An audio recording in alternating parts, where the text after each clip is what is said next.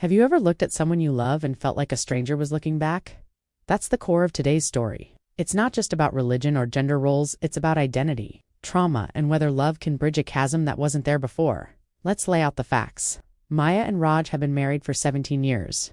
They were high school sweethearts, truly best friends. Together, they have 2 kids, Amir, who's 17, and Layla, who's 15. They were this picture-perfect family, the kind you see in photos and think, wow, they really have it all figured out. But about a year ago, their world was shattered. Raj was hit by a drunk driver. The accident was severe. He spent a month in a coma, and for a long time his future was completely uncertain. Imagine the terror, the long nights Maya spent at the hospital, the fear the kids felt, not knowing if their dad would ever be the same. After a grueling recovery process, months of physical therapy, relearning simple tasks, fighting his way back, Raj finally came home. The relief was immense. The family was whole again, or so they thought. Because while Raj's body was healing, something else inside him was changing. A few months after he came home, a profound shift occurred. Raj told Maya that the trauma of his brush with death led him to embrace a very conservative fundamentalist branch of Christianity. He became convinced he was saved for a specific purpose, to bring his family into strict spiritual alignment with his new beliefs. The man who came home from the hospital was not the same man who had left that morning. The change wasn't just in his new faith, it was in how he saw the world and everyone in it, including his own family. The easygoing, supportive partner Maya had known for decades was gone, replaced by someone with a rigid, unyielding worldview. The foundation they had built over 17 years began to tremble, and soon, the first major crack appeared. It all started with their daughter Layla. Layla is a bright, tech-savvy girl with big dreams. One afternoon, she excitedly approached her dad to talk about good computer science colleges she was researching. She was looking for his support, his encouragement, just like he had always given her. But Raj's response was not what she expected. He looked at her calmly, but his words were firm. He told her college would be wasted on her. Her future, he now believed, was not in a career, not in pursuing her passions, but solely as a wife and a mother. Layla's face just fell. The father who had always told her she could be anything she wanted to be was now telling her her options were limited, defined not by her talent, but by her gender. Maya, a successful accountant who works from home, overheard this conversation and was furious. This wasn't the man she married. This wasn't the father her children knew. She confronted him later in the kitchen, demanding an explanation. Raj had always championed her career, celebrated her successes. He used to be her biggest cheerleader, but now, he revealed his new belief that she, too, should quit her job. He told her it was unsuitable for a wife, that her place was in the home, supporting him and the family in a more traditional way. The partnership they had built on mutual respect and shared ambitions was crumbling before her very eyes. He was no longer her partner, he was trying to become her authority.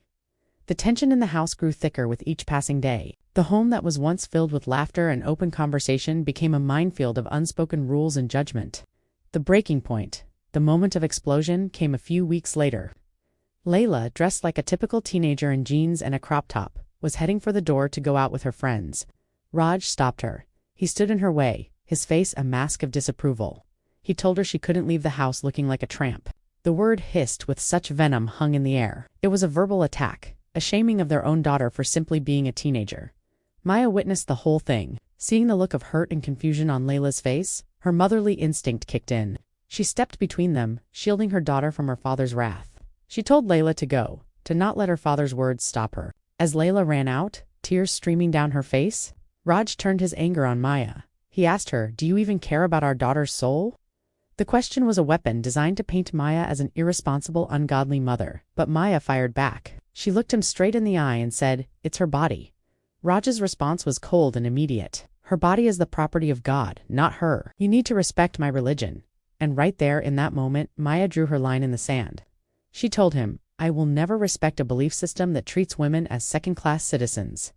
Those words sealed their fate. Raj packed a bag and left. He hasn't returned. Now, Maya is left alone, picking up the pieces of her shattered family, questioning everything. Was she the disrespectful one? Did she become the antagonist in her own story simply for defending her daughter and herself? Did she push her husband away? Or was he already gone? This is a tragedy on multiple levels. You have a man who has endured a life-altering trauma, and he may be using a rigid dogma as a way to cope, to find order in the chaos of his near-death experience. But in doing so, he is alienating the very family he claims he wants to save. On the other side, you have a woman, a mother, who is fighting to protect her children. autonomy, and the core values of equality and respect that their family was built on for 16 years before the accident. So where is the line? Is Maya disrespecting Raj's newfound religion, or is she respecting the life and the family they built together?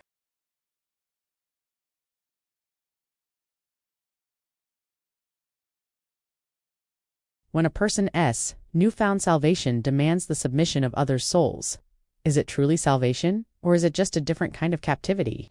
We break down the layers, the psychology, and the possible paths forward in our full deep dives. If this story gripped you, if you have a verdict, share it in the comments below. We want to know what you think. But more stories like this, more complex human dramas, await.